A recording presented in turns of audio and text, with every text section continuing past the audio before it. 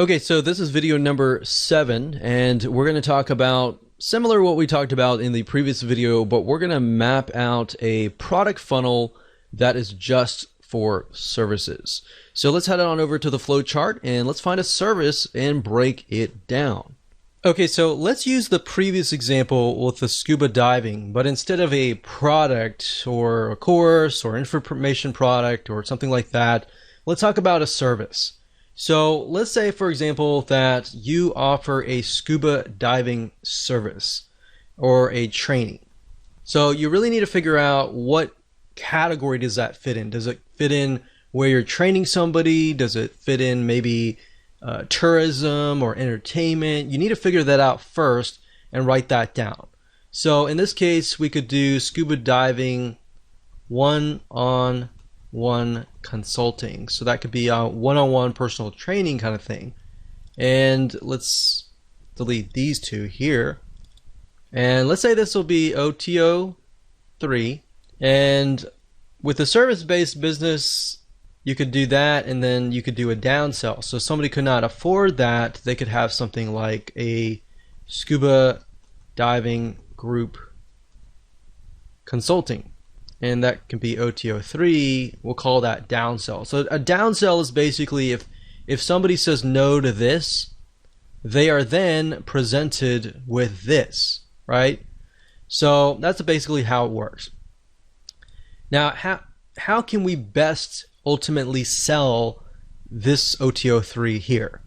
Well, the best way to sell a service could be through a product, an information product, an ebook, a video course, something like that.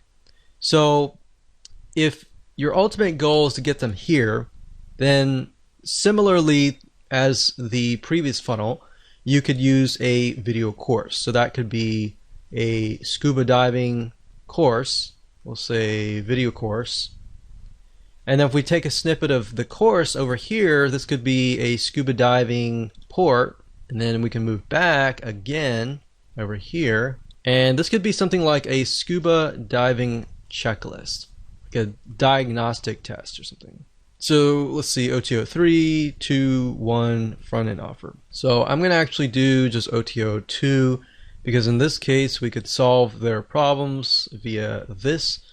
So we're going to do OTO 1 or OTO 1. We're going to do, actually, instead of a report, we're going to do an ebook. And that can be front end. And that could be anything you want. You could do something like the top 10 reasons why blah, blah, blah.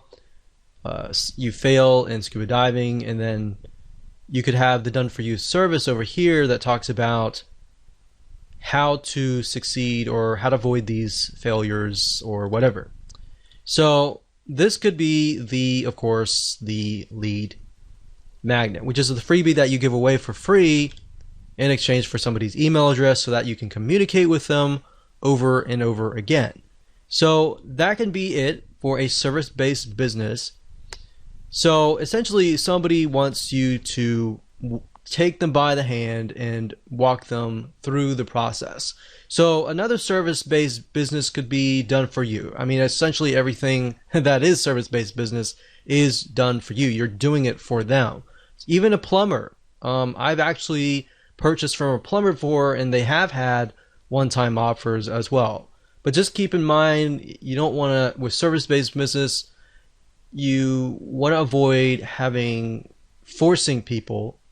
For example, I think the plumber that helped us actually said, okay, if you buy this, you can buy this extra package into this like monthly gold club or something and get a 10% discount. And it didn't really make a lot of sense because what he was doing was he was doing bump sales. He wasn't actually doing one-time offers or anything like that. So in certain service-based businesses, you really have to think, is this really right for me or not? Because some things like plumbing, people may not be open to that. But generally, things like even scuba diving or information products, people tend to be more open on that.